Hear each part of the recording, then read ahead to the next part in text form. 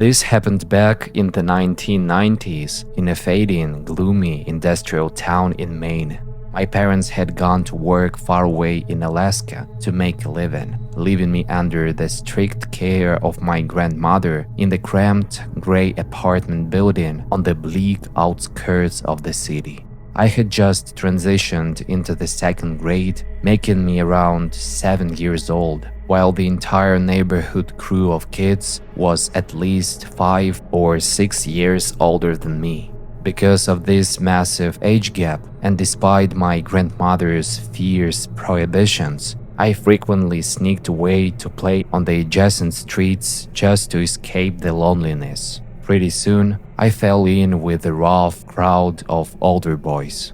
I cannot say we were actual friends. I simply had no other choice, and I lacked the brains at that age to realize that they were merely using me for their own amusement. Their manipulation scheme was incredibly simple. They would constantly take me on a dare, proposing various bets and games that it was physically impossible for the 7-year-old to win.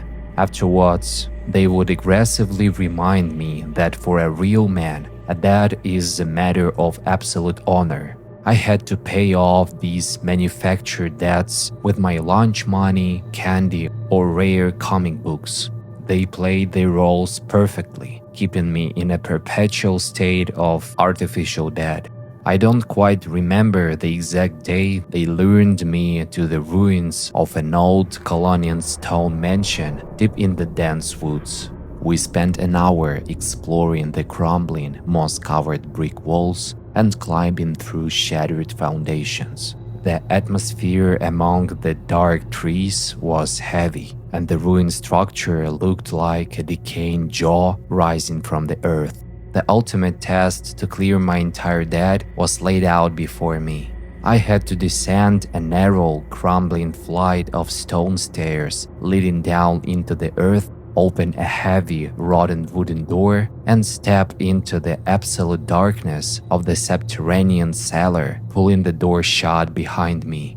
That was it. If I succeeded, my debt would be entirely forgiven, and no one would ever question my bravery again. But if I failed, my debt would instantly double. A couple of the older boys began to nudge me, whispering that it was a total piece of cake. I vividly remember catching a predatory, hungry look in their eyes at that moment. They knew exactly how much I was terrified of the dark, and they were savoring my fear.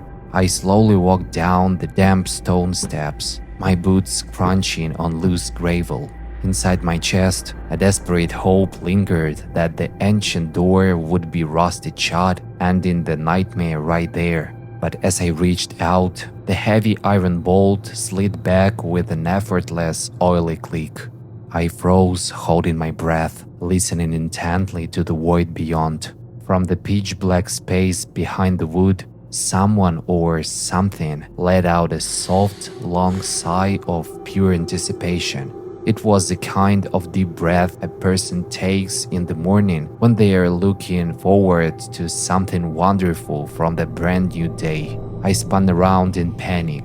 My so-called companions were standing at the top of the stairs, their faces twisted into ugly, mocking grins. A sudden burning urge flamed up inside me to smash those smirks off their faces. I turned back, pulled the iron handle, and threw the heavy door wide open.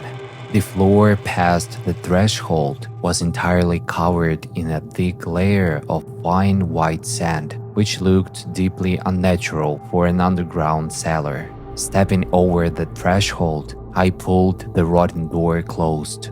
The moment it touched the frame, it slammed shut with a deafening bang, and the heavy bolt slid into place from the outside. Instantly, a loud, mocking explosion of laughter erupted from the other side of the wood. I panicked, throwing my weight against the door, pounding my fist against the thick planks, weeping and begging them to let me out.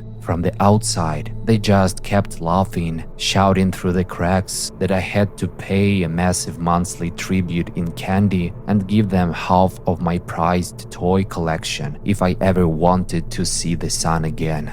I was terrified enough to agree to all of their cruel demands, but before I could scream a response, a sudden wave of freezing, icy breath blasted against my bare neck from the depth of the cellar. A violent, uncontrollable shudder ranged my entire body. As my eyes frantically adjusted to the absolute pitch-black darkness, I realized I wasn't alone.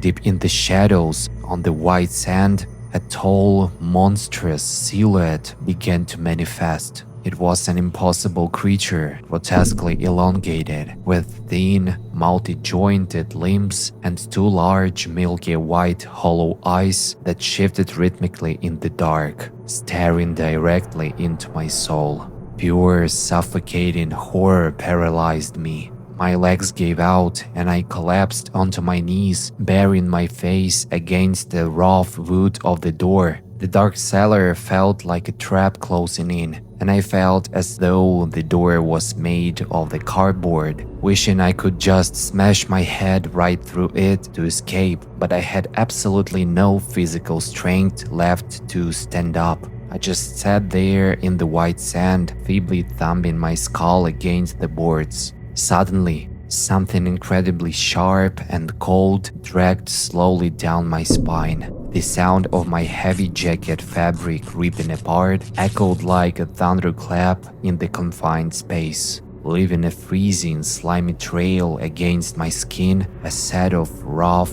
leathery fingers crept up toward my throat.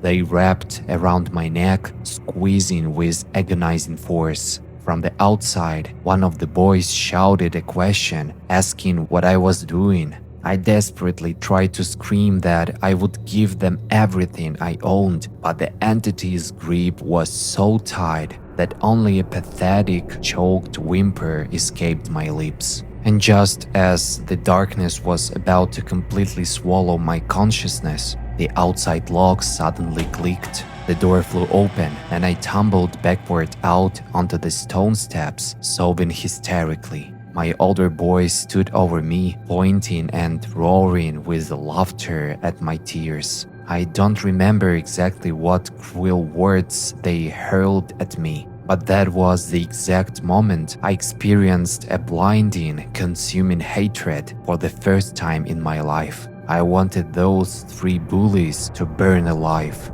I wiped the tears from my eyes, stood up, and looked them dead in the face. I told them that I would give them all my comic books, my entire toy collection, and my grandfather's prized vintage military binoculars if they had the guts to step into the cellar themselves and prove it was empty. Their arrogant expressions shifted into greedy smirks. One of them spat on the ground and said, "Watch this, you little punk. We'll show you there is nothing to be scared of." The three of them stepped over the threshold onto the white sand. The heavy wooden door creaked on its rusty hinges and slowly swung shut behind them with a soft click.